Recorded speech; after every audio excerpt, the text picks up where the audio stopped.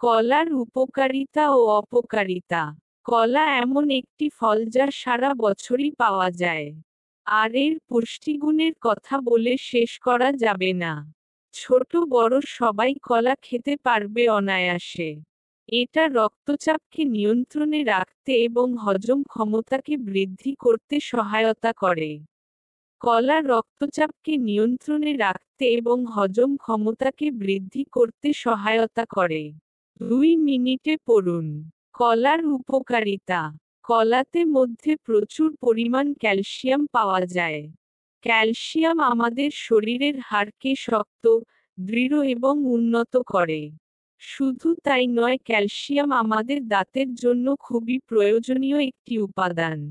তাহলে জেনে নিই কলাতে কি কি প্রয়োজনীয় উপাদান রয়েছে।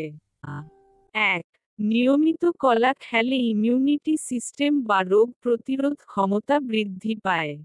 কারণ কলাতে থাকে অ্যান্টিঅক্সিডেন্ট উপাদান যেরকম ফ্ল্যাভোনয়েড, যা সাহায্য করে আমাদের শরীরের ফ্রি রেডিকেলকে কম করতে, যার ফলে আমাদের শরীরের কোষগুলি অক্সিডেটিভ স্ট্রেস দ্বারা ক্ষতিগ্রস্ত হয় না। 2. এছাড়াও থাকে ভিটামিন সি, ভিটামিন এ, এবং ভিটামিন ই, যা আমাদের সাহায্য করে বিভিন্ন রোগের সাথে লড়তে এবং আমাদের রোগ প্রতিরোধ ক্ষমতা বা ইমিউনিটি সিস্টেমকে উন্নত করতে। 3.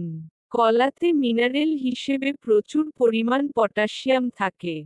এই পটাশিয়াম সাহায্য করে আমাদের শরীরের রক্তচাপ বা ব্লাড প্রেশারকে নিয়ন্ত্রণে রাখতে। 4. যারা নিয়মিত ব্যায়াম করেন এবং ক্রীড়াবিদ বা খেলাধুলার সাথে যুক্ত তাদের জন্য কলা একটি বিশেষ প্রয়োজনীয় ফল।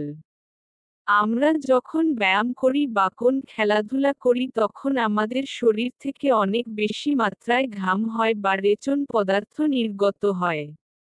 তার ফলে আমাদের শরীর থেকে সামান্য পরিমাণ ইলেক্ট্রোলাইটস অথবা খনিজ উপাদান ঘামের মাধ্যমে বের হয়ে যায়।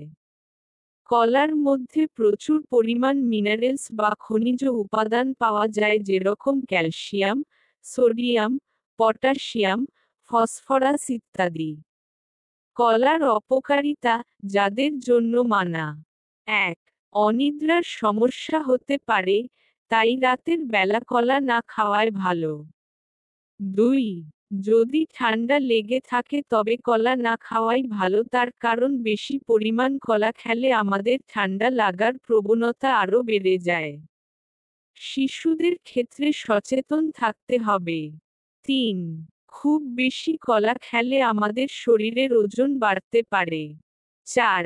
কলাতে সুগার এবং কার্বোহাইড্রেটের পরিমাণ অনেক বেশি থাকে, তাই খুব বেশি কলা গ্রহণ করলে বা খেলে আমাদের দাঁতের সমস্যা হতে পারে।